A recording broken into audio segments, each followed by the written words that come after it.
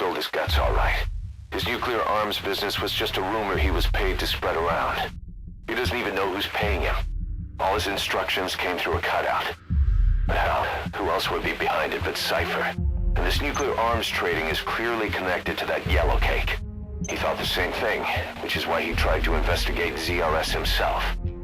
He said something else that caught my attention. That ZRS are trying to kill some old man. How did one old man get that kind of attention?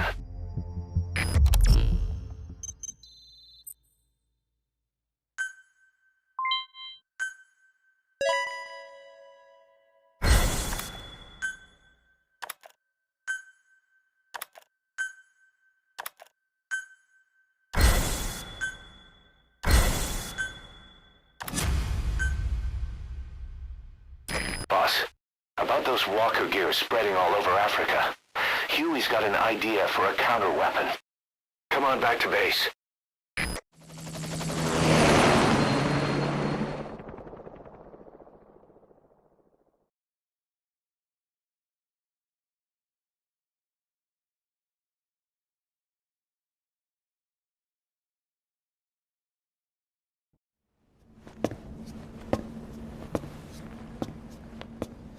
This.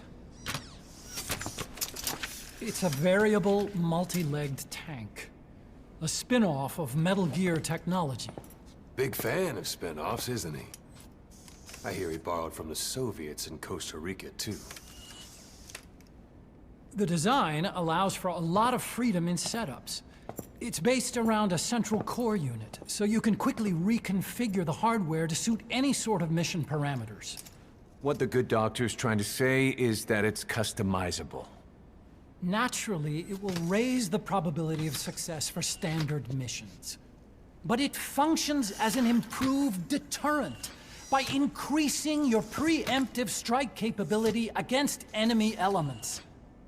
You just deploy it in a war zone, and its superior firepower puts the brakes on enemy attacks. Eventually, the whole war machine grinds to a halt. A true battle gear! Cause I'm having deja vu here. I don't like him any more than you. But we need this. You think it'll cut it in the field? Turning radius is better than any tanks. That's great for regional skirmishes. Tech like this is popping up all among the PFs. Best way to deal with them is to fight fire with fire.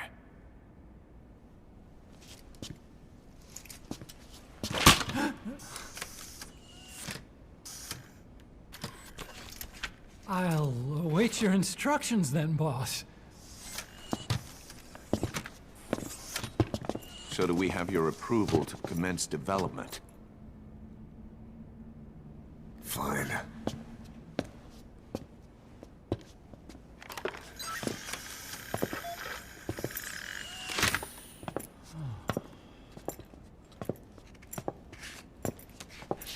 Consider yourself off the chopping block, Doctor.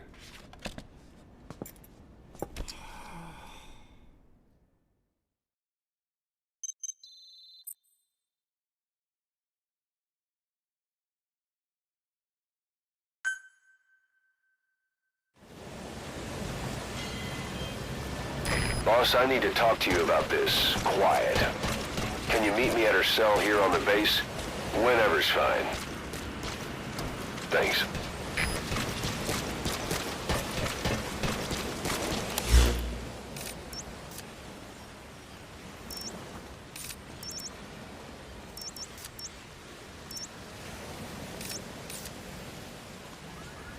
Marker placed.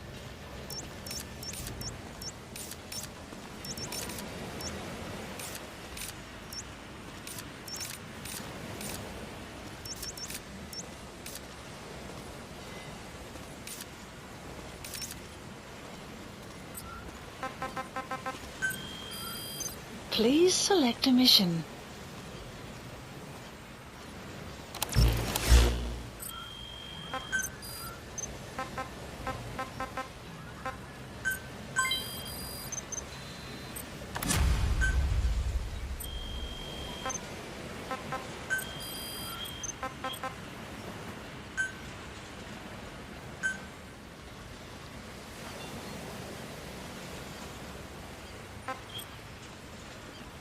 Caution, heavy mist anticipated. Please specify a project.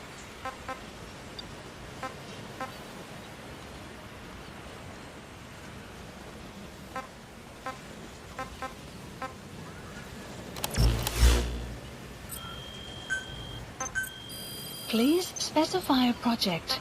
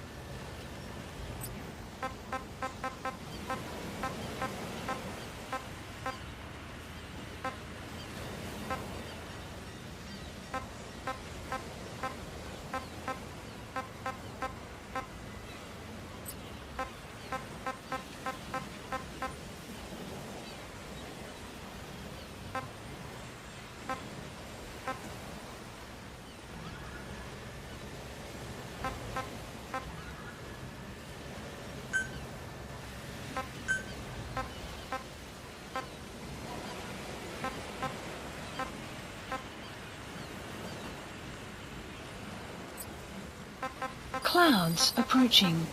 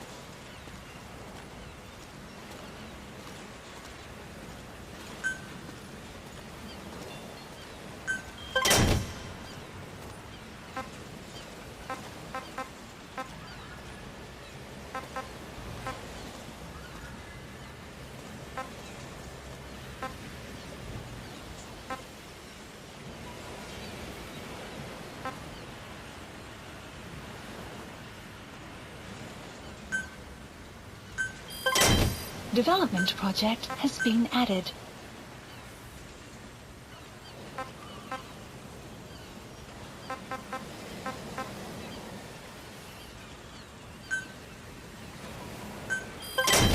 Development project has been added.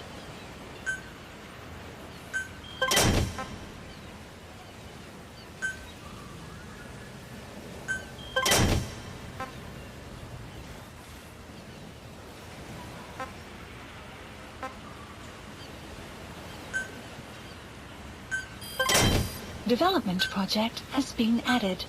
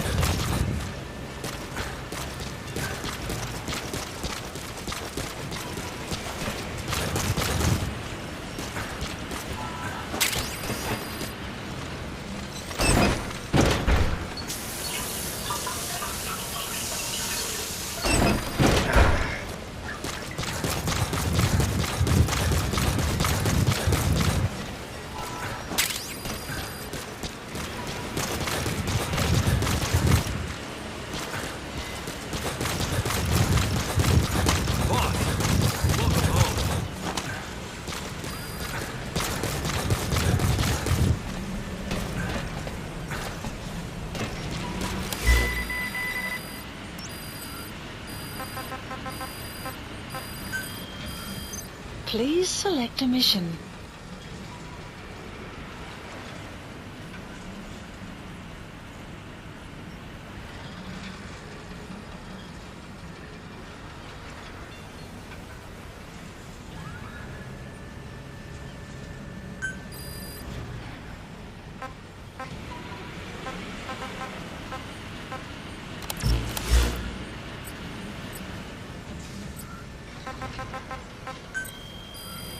Please select a mission.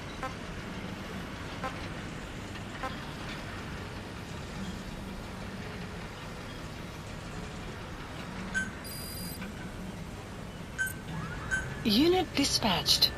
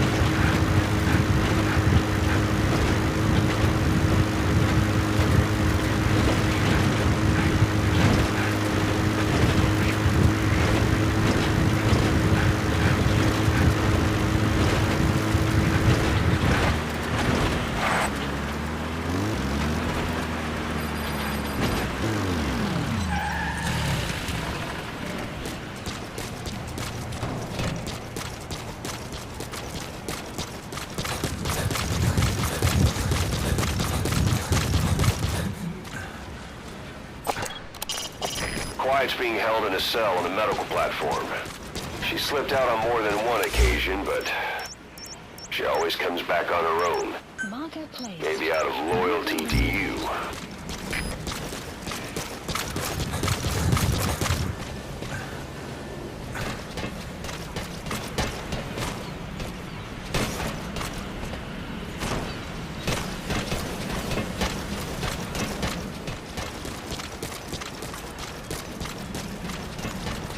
Boss!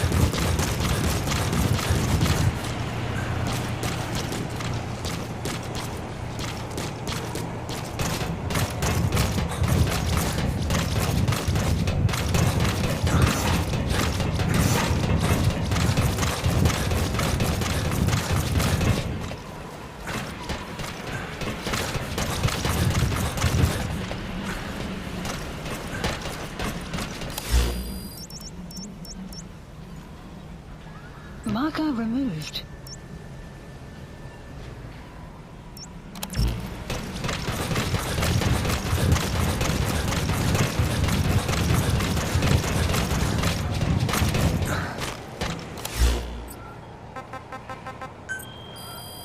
Please select a mission.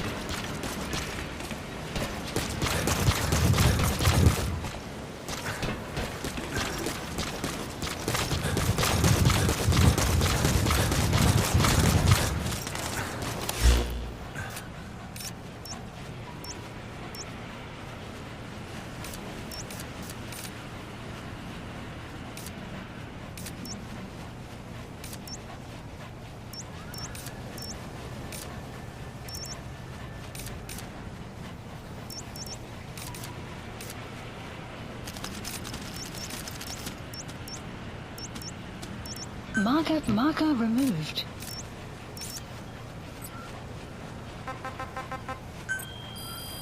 Please select a mission. Unit dispatched.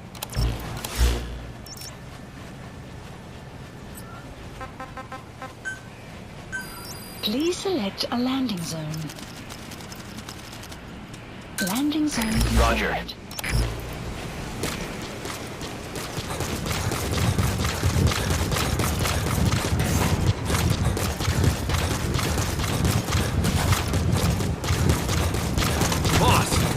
Welcome home. Boss! This is Pequod. Arriving shortly at LZ. Boss, thank you for getting our men out. Boss! This is Pequod. Have arrived at LZ. Will stand by.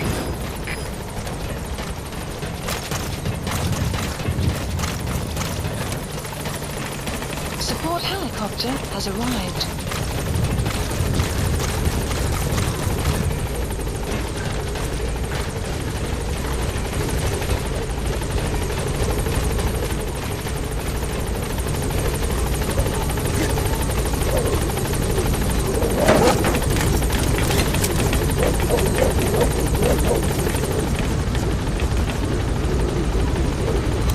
Please select a landing zone. Landing zone confirmed.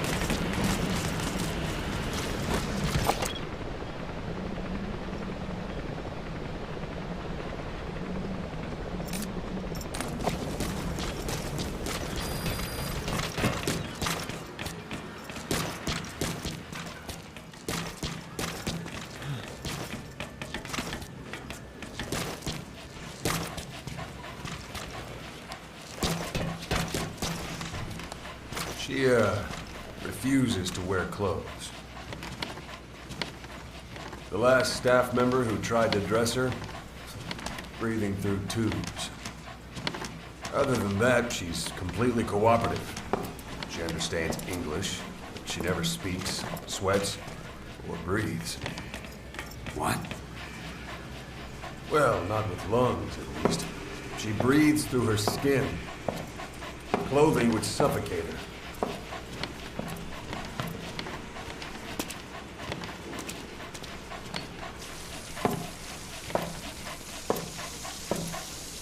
Showers are okay, but she can't be submerged.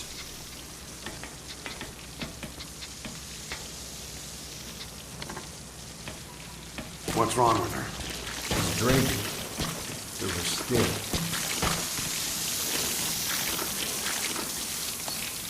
She's okay? She's okay. She just can't move when she's taking in water. Look.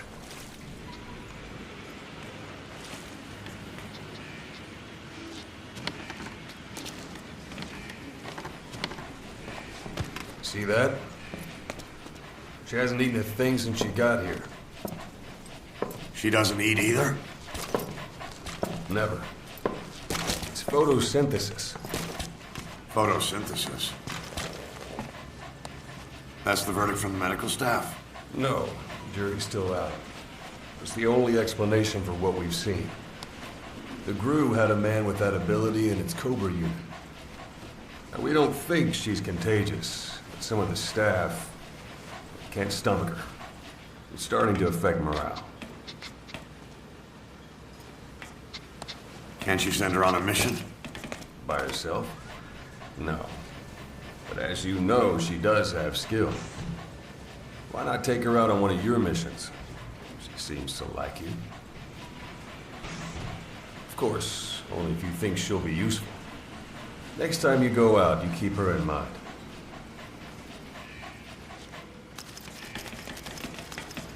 Side op completed. Side ops list updated.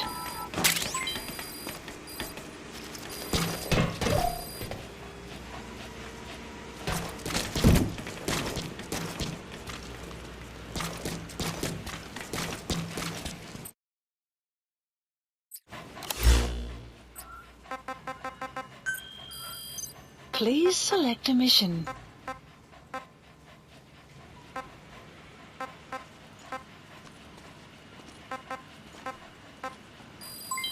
Development complete. Unit dispatched. Development complete.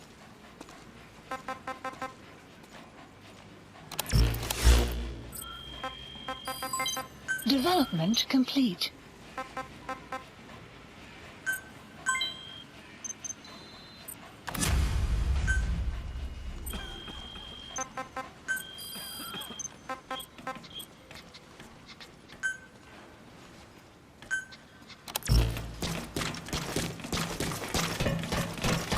Boss, if you need combat support, just let us know.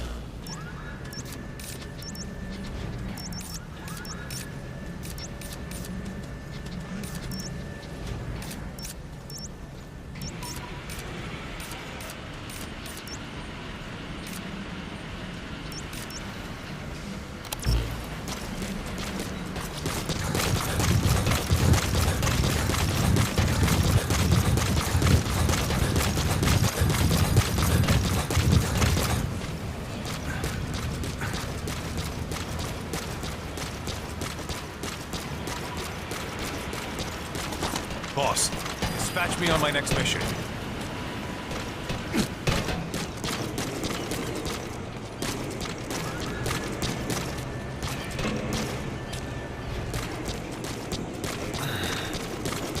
Boss, got time to train with me? Boss, let's develop something.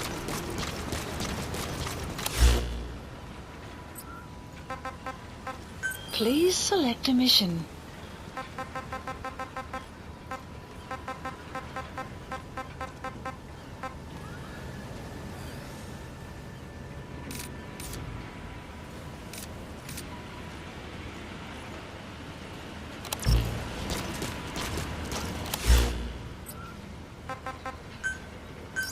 Please select a landing zone confirmed. Roger. This is Pequod. Arriving shortly at LZ. Thank you for saving those animals.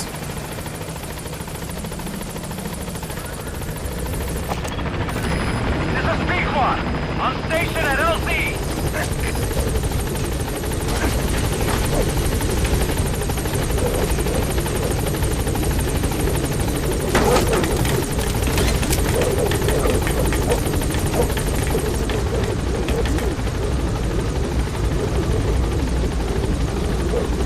Gaining altitude.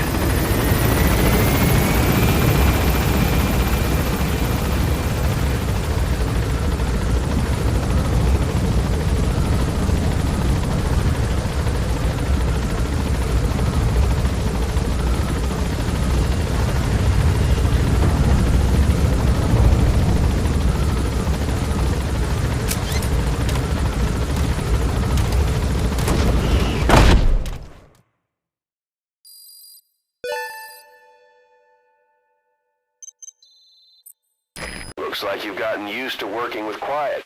I don't see a problem with giving her some new weapons. I've already talked it over with the R&D team.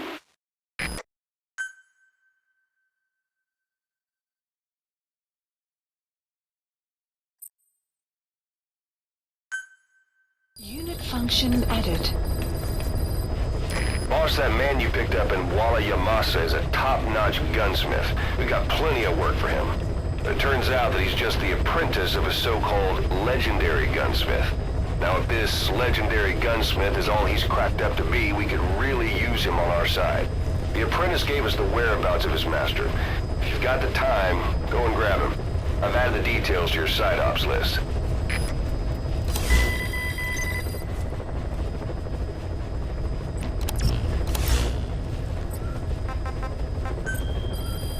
Please select a mission.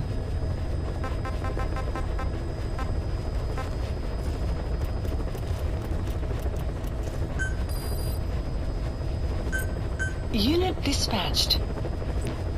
Caution, rain approaching.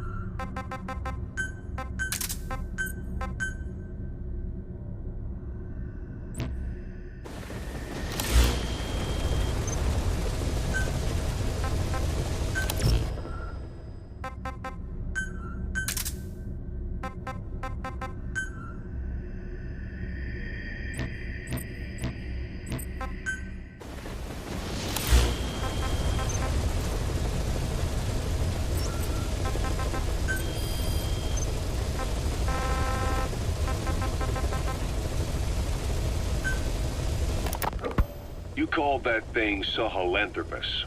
Where does the name come from? Well, several years ago, an excavation team discovered a hominid skull in the Sahel region. Central Africa. The Southern Sahara. Cypher gave the specimen the name Sahelanthropus, Man of Sahel. And then they covered the whole thing up. Why? They probably wanted to monopolize information about human evolution to have a head start in their genetic research. At least, until they had an idea of what they'd found. It was that big of a discovery, huh? Sahelanthropus was a gracile hominid, estimated to have lived about 7 million years ago. What's significant about it is how its skull's foramen magnum faces down. In other words, its spinal column supported its head from underneath. It stood upright. Right. Which would mean Sahelanthropus walked upright 3 million years before Australopithecus, making it the world's oldest human species. Walking upright. I get it. Hence the name Sahelanthropus for your machine. Walking upright was the decisive difference between our ancestors and other anthropoids. Our brains could get heavier once they were supported by the spinal column. That led to the use of tools and the development of complex communication through language. Only man is capable of this. My creation will be the progenitor of all bipedal weapon platforms. And you did this for Cypher? No, not at all. Sahelanthropus is the best proof that I never betrayed you guys. What do you mean? The reconstructed Sahelanthropus skull looked exactly like the skull we used as our logo 9 years ago in the Caribbean. An army without a nation. Outside the world order. The design was based on Pangaea, the supercontinent that existed 250 million years ago, right? Yeah. When the world was a single landmass. That concept's at the source of our strength. I felt the same way about Sahelanthropus. Sure, I was forced to build it under their orders, but I always wanted to put its technology back in our hands someday. That's the reason I incorporated the old insignia into Sahelanthropus's name. Don't you see? That's how much I was thinking about you guys. Oh, I see, all right. I see someone desperate to cover his ass. You can say whatever you want after the fact. But that skull also symbolizes somebody else. Skullface. Snake, you finally came. Just don't record this, okay? Not recording anything. What's this about? What I'm about to say stays between you and me. It's about the weapon to surpass Metal Gear. You know a researcher by the name of Clark? He works in the biotech industry, real advanced stuff. His area is bioengineering, but lately he's also gotten into genetic research. Never heard of him. Well then, what do you know about cloning? I think I've heard enough. Hold on, this is important. Cloning lets you create a genetic copy of an organism. You take the nucleus of one of its cells, and you swap it with the nucleus of an unfertilized egg from another member of the same species. They started out working with plants, but since then they've had success with other organisms, including mammals. It's a hot area for a lot of places right now. Corporations, universities, research groups. There's no shortage of scientists out to get famous and patent their work, with morality taking a back seat. Isn't that a little outside your field? It's got nothing to do with my research. But I thought it might be of interest to you. Cloning, and Dr. Clark, I mean. Go on. Now, this is really highly classified stuff. But I've heard that an American biotech company has successfully cloned a human being. What's more, it happened over 10 years ago. And the researcher behind it was Dr. Clark. You've really never heard of him? I don't meet many doctors. This Dr. Clark is a complete ghost, even to others in his field. His age, where he comes from, that might not be his real name. And I can't even say for sure he's a he. Clark's employer, ATGC, its company motto is embracing your hopes, preserving talent. What does this have to do with me? Cypher. Dr. Clark works for ATGC, and they have connections to DARPA. Cypher couldn't function without the communications network DARPA's built. Meaning, Cypher has to be a part of the Pentagon. Or at least, the two are joined at the hip. DARPA is a driving force behind human cloning. It's a pretty high priority project for them. And this Dr. Clark, some say he's a pivotal player in Cypher. But that's not all. Every cell nucleus in an organism contains the genetic information for that organism. Think of it as a blueprint for life. Clark appears to be working on how to decode this information and rearrange it at will. If you could do that, it would mean being able to custom design human beings for specific purposes. Can you believe that? Suppose for a moment that this is all fact. A man of your talents, if your genetic information died with you, that would be a terrible loss for mankind. But what if mankind could preserve you for future generations by cloning you? All right, enough. I get the idea. Look, I know it's inductive reasoning, but this weapon to surpass Metal Gear they're developing in Africa, I believe it's something that uses this new technology. Speaking as a fellow scientist, it chills me to the bone. That's rich coming from you. If genes serve as our blueprint, then I wonder if they include an impulse that drives us to tweak the design. Can you imagine that? Genes encoded with information that wants its children to decode it. Is life itself putting the direction of our next evolution in the hands of scientists? I guess it would take some real arrogance to believe that. And yet, it could be what Cypher's after. I think you're barking up the wrong tree. But that was an interesting story. It'd make a good movie. You have to believe me. Where'd you hear all this anyway? Where? I just overheard it in bits and pieces while I was forced to do that research for them. Right. Wait a minute. Look, I want to help you. I want to be of service here. I'm risking my life with this. Is that so? Maybe it's time we brought someone else into the conversation. No, not him. Not Ocelot. You can't do this.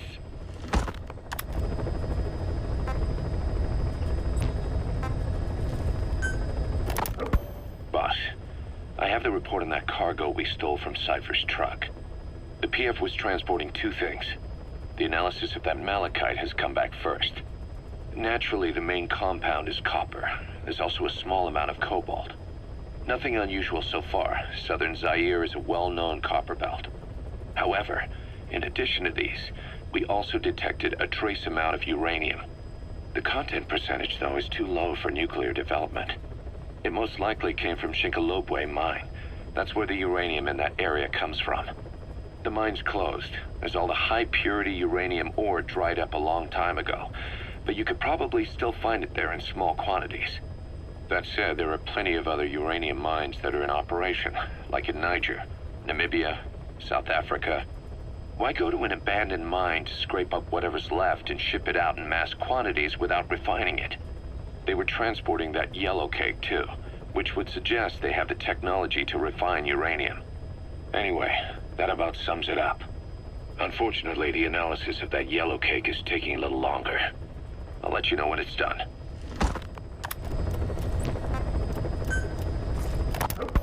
Boss, sorry to keep you waiting. We finally finished analyzing that yellow cake Cypher was moving. There was nothing unusual about the composition of the yellow cake itself. Most of it was oxidized uranium, with the rest being impurities, various metals as well as traces of organic matter. What's interesting is the composition of these impurities. When we checked them against the impurities found in the copper ore, it was clear the yellow cake didn't come from Shinkalobwe, meaning they went to the trouble of mining two sources of uranium, then transported them together in different states. Another thing, we detected a very thin layer of highly enriched uranium in the middle of the yellow cake. Now that is very interesting. It may not be a lot, but it points to the existence of uranium-enriching technology. After all, yellow cake can't naturally produce highly enriched uranium. If they could mass-produce this, they'd be just one step away from a gun barrel-type nuclear bomb. But uranium enrichment requires advanced technology and a large-scale facility. If that kind of place existed in Zaire, the Soviet Union wouldn't sit idly by. And there's another question. Where were they transporting the yellow cake and malachite uranium? The first place that comes to mind is South Africa. The government was supposed to have abandoned nuclear weapons development after caving to international pressure. But rumors persist that it's continued in secret. Plus, ZRS were escorting the truck, and they're based out of South Africa. And then South Africa does have an abandoned test site. If Cypher's involved with nuclear development in South Africa. But how would that fit with their weapon to surpass Metal Gear? We need more information. Shinkolobwe.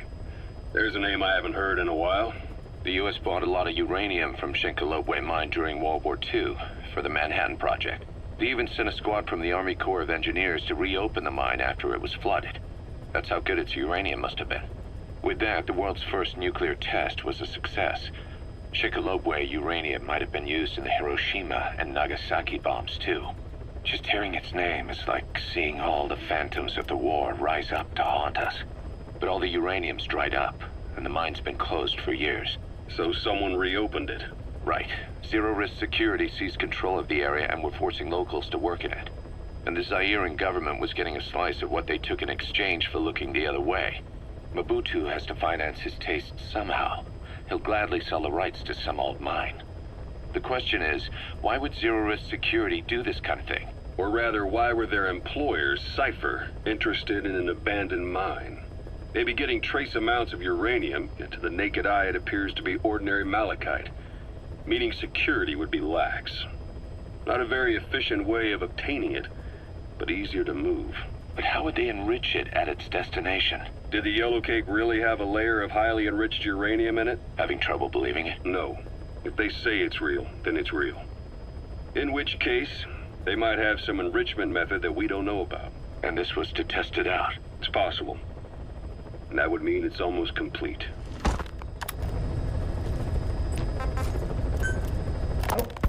Hard to believe how many of those bipedal weapons have popped up around Africa.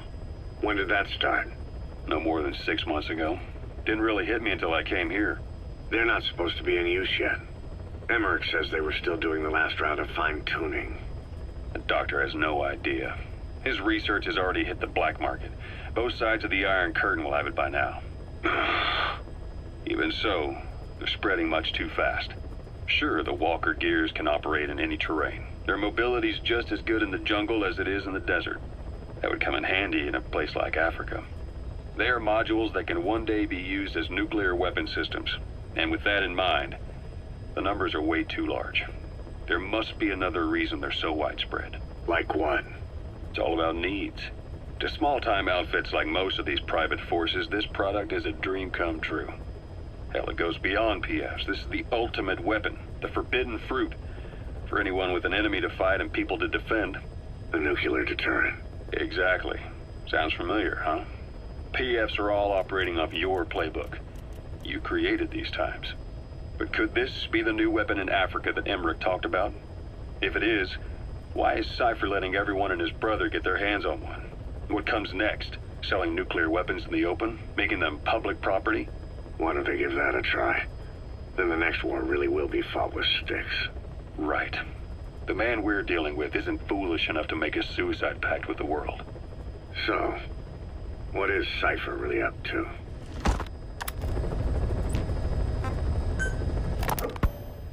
Zero-risk security aren't as hardcore a military outfit compared to the other two PFs in this region.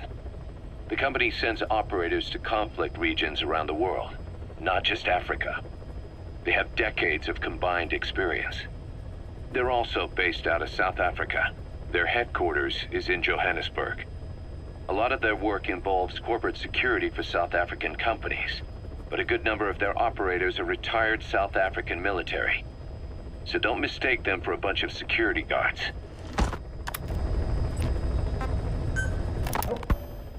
Rogue Coyote operates mainly out of Africa these days. Of the three PFs, they're the smallest. However, they scooped up most of the Rhodesian SAS after the country collapsed 4 years ago. Picture their entire organization as one big special forces unit. With Rhodesia a British colony, the Rhodesian SAS had its origins in 22 SAS Sea Squadron. They started out as a group known as the Southern Rhodesia Volunteers, but in '51 they were incorporated into 22 SAS as members of the British Commonwealth and deployed to fight guerrillas in the Malayan Emergency. Even now, 22 SAS keeps the C Squadron designation empty in recognition of their service. In a way, you could say the SAS almost makes up the core of Rogue Coyote. Later on, they were bolstered by other talent, including former Celis Scouts and 32 Battalion. These guys are direct descendants of the best special forces in the world. They won't go down without a fight. Don't get careless. Kungenga Mine. A civil war's been going on in that region for the last 20 years. It's being fought by what are now two ethnic groups, the Buta and the Mbele. Originally, you could barely tell them apart, but the reason for the current armed conflict goes back to World War I. After the war, their land was colonized by a European power, and it decided to give local control to the Buta. That split the two groups into rulers and subjects, laying the foundations for an inevitable civil war. The friction between them remained even after they won independence from Europe. The Buta are holding on to power to this day, and the Mbele rebels continue to fight back. The conflict is funded by locally mined gold, rare metals, diamonds. They've used the money from those to arm themselves, buy oil, and even hire PFs. The Buta administration owns the mining rights to Kungenga Mine. But most of the laborers are Mbele, who they've taken prisoner. The product they've gouged out of their land is bought up by cheap Western corporations. And this civil war is fueled by the profits. That's how it goes. One country's people is split apart by another country. Then the two groups tear up their own land for money in order to fight each other. Now this civil war started by a foreign power is the norm, and it's sucking up all the country's resources. PFs are just the same. They follow the money, taking war with them wherever they go. That goes for us too. It's an endless river of bloody retaliation, and we're standing downstream. Should we make a stand and staunch the flow? Or wade in amongst the corpses and make a bigger splash than the rest? We'll follow your lead, boss.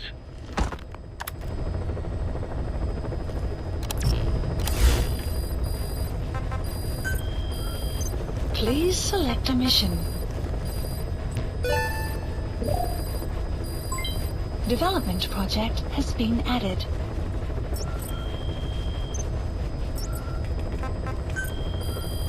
Please select a mission.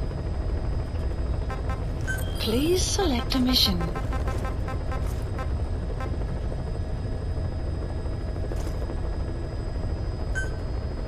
Mission accepted. Heading to Central Africa.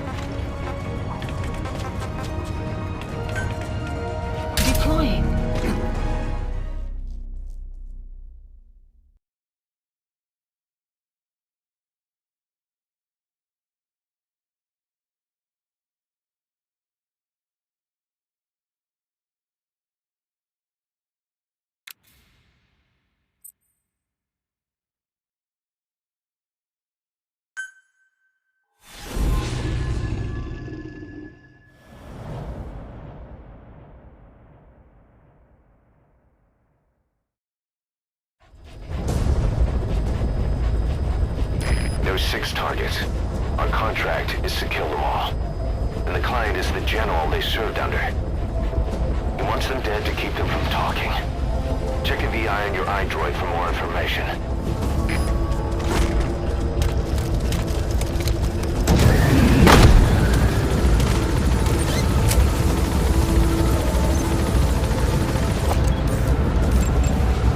Analysis complete.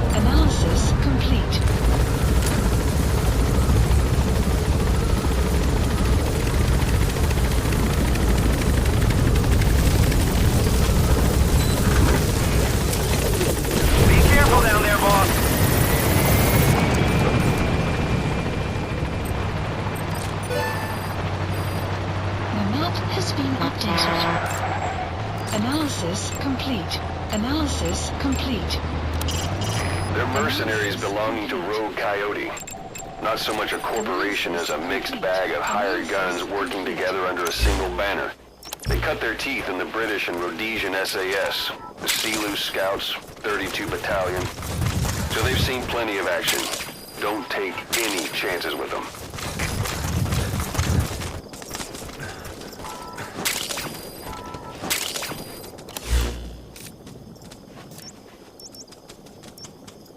One of the targets should be at the Bumpheavy plantation. He made a career change to the local PF and is working as a guard there.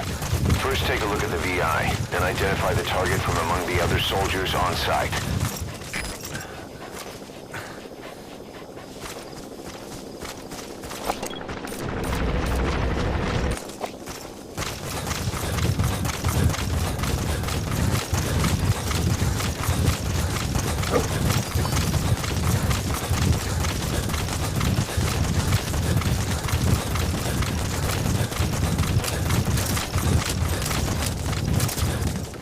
That's an enemy gunship.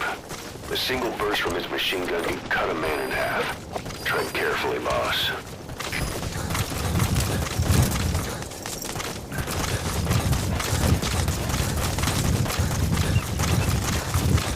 Extraction arrived at Mother Base.